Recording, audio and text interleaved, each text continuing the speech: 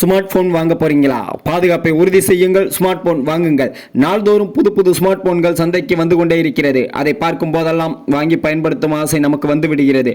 அப்படி புது smart phone வாங்க போகிறீர்கள் என்றால் நீங்கள் வாங்க ஆசைப்படும் ஸ்மார்ட் போனில் IP68 அதாவது IP68 பாதுகாப்பு அம்சங்கள் இருக்கிறதா என்பதை உறுதிப்படுத்திக் கொள்ளுங்கள். அதை ஒன்றுக்கும் இருமுறை சோதியுங்கள். ஐபி ரேட்டிங் என்பது இன்கிரஸ் ப்ரொடக்ஷன் ரேட்டிங். இதை சர்வதேச எலக்ட்ரோ டெக்னிக்கல் கமிஷன் அமைப்பு உருவாக்கிறது. அதாவது தண்ணீர், வெப்பம், தூசி போன்றவற்றில் ஸ்மார்ட் போன் எந்த அளவிற்கு பாதிக்கப்படும் என்பதை அதை தடுக்க என்ன செய்யலாம் என்பதையும் ஆராய்ந்து ஸ்மார்ட் போன் பாதுகாப்பை மேம்படுத்தி வருகிறார்கள். அந்த வகையில் IP68 ஸ்மார்ட் போன்கள் சிறப்பாக பாதுகாக்கிறது. நீங்க வாங்க இருக்கும் ஸ்மார்ட் போனில் IP68 ரேட் இருக்கிறதா? உங்களது ஸ்மார்ட் போனை மழைக்காலங்களில் தைரியமாக பயன்படுத்தலாமா? ஏன் தண்ணீரில் கூட 1.5 மீட்டர் 30 நிமிடங்களுக்கு மூழ்க செய்யலாமா? தண்ணீருக்குள் புகைப்படம், வீடியோ எடுக்கலாமா? அதே போல தூசி வெப்பத்தாலும் பாதிக்காது. இன்றைய சூழலில் பட்ஜெட் போன்களில் கிடைக்கக்கூடிய அதிகபட்ச பாதுகாப்பு வசதி இது என்பதால் IP68 ஸ்மார்ட் போன்களை தேடி பார்த்து வாங்குங்கள். இது உங்கள் நலன் கருதி DTGS ஜி கோவிந்தராஜ் ஐயப்ப பத்தா யூடியூப் சேனலில் இருந்து டெலிகாஸ்ட் பண்றோம். வாங்குங்கள் ஸ்மார்ட் போனு.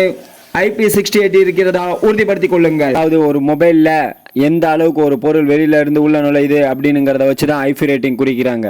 இதில் வந்து ரெண்டு வகையான பொருளை குறிப்பிடுறாங்க. ஒன்று திடப்பொருள், இன்னொன்று திரவ பொருள். திரவ பொருள்னா தண்ணியாக சொல்லலாம், திடப்பொருள்னா மண், தூசி, காற்று அந்த மாதிரி இதை சொல்லலாம். இது எந்த அளவுக்கு உள்ள நுழையுது அப்படிங்கிறத வச்சு தான் IP ரேட்டிங் குறிக்கிறாங்க.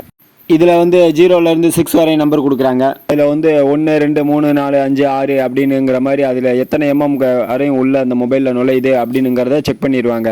இப்போ 4வது நம்பர்னா 1 அளவுக்கு உள்ள நுழையும், 3வது நம்பர்னா 2.5 ml அளவுக்கு உள்ள நுழையும், 2வது நம்பர்னா 12 அளவுக்கு உள்ள நுழையும் அப்படின்னுங்கிற மாதிரி அதை செக் பண்ணி அதை தான் IT ரேட்டிங்காக குறிப்பிக்கிறாங்க.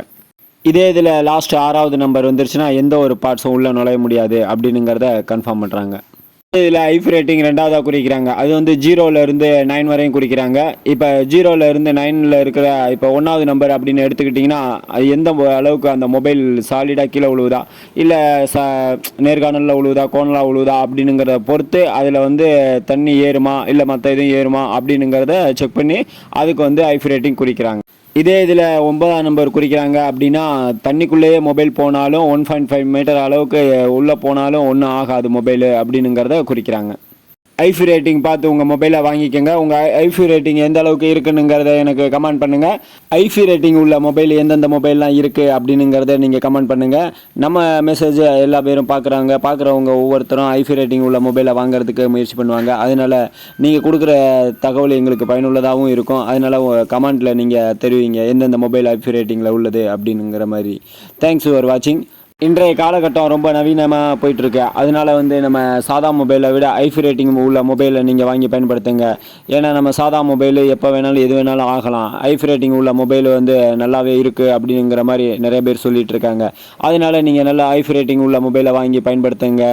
DTGS G Govindaraj Ayyappa பத்தா சேனல் உங்களுக்கு பிடிச்சிருந்தா லைக் பண்ணுங்கள், ஷேர் பண்ணுங்கள், கமெண்ட் பண்ணுங்கள். உங்களுக்கு பிடிச்சவங்களுக்கெல்லாம் அனுப்பிச்சி விடுங்க. தேங்க்ஸ் ஃபார் வாட்சிங்.